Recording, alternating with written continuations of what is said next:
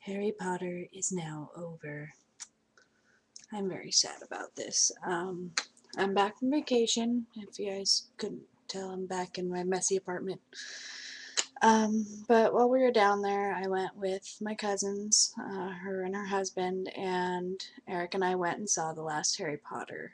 It's been kind of a family tradition that you go with at least one other family member.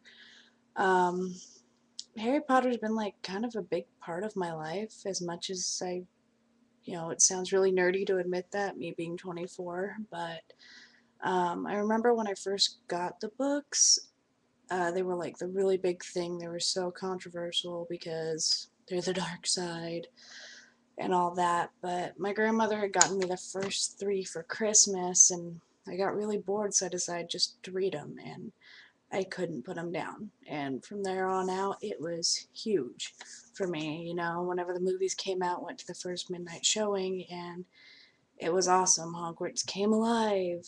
Um, some of the movies, I get a little mixed up on the details for each one, but this movie was kind of everything I hoped it would be. I was very pleased with how they did it. There was one little thing that bugged me, and that was the whole Lupin Tonks relationship plot line just kind of was thrown out the window, I felt, but I'm really hoping with the DVD release that they'll have that in there somewhere.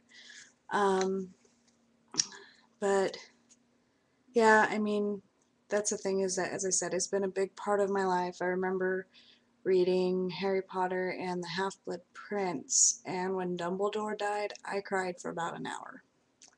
I'm not really that ashamed to admit it. I mean, Dumbledore was such a great character to me, and when he died, it really hit home. You kind of saw him as sort of like the crazy grandfather that everybody kept in the corner, but was still lots of fun. And of course, Hagrid's my second favorite. If you can't tell, I've had him for about, I want to say 5 years. Um, he's awesome. But it's all over now, and I'm still kind of in shock that it's over, because I really, it's Hogwarts was always there, and now it's kind of gone. I mean, it'll always be there, and I plan whenever I have kids, I'm going to read them the books, and, because I fully support imagination and creativity, and that's really what Harry Potter was. I just, as I said, I'm still in shock. I don't really know how to feel about it. I'm, sad that that part of my childhood's now over, but it's like I keep expecting, oh, next year they're going to have another one, because that's what it's been about since I was about 14. I'm not really even sure how long it's been, but you know, um, main thing is I'm still not gonna go see Twilight. I fucking hate that movie. That's whenever we went to go see not Deathly Hallows, Half-Blood Prince. My grandfather, my sister, my boyfriend, and I went. And when Dumbledore died, I burst into tears. And my sister proceeded to mock me, and I told her, I said, look, the reason I like these books, the reason I like these movies is because they are realistic. Good guys die too.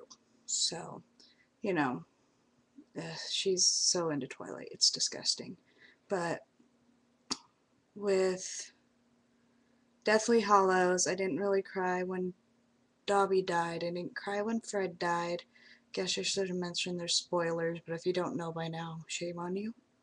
But when Snape died, I actually did find my eyes welling up a little bit, because, Snape is such a hated character throughout the whole series that it's just, come on, dude. You know, he had reasons for what he did. And, I actually cried when he did that, because I love the actor. Can't recall his name quite at the moment. But, yeah, so Harry Potter, it's been a great run, and I'll miss you.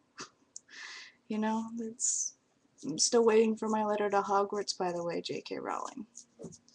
Anyway, see y'all later.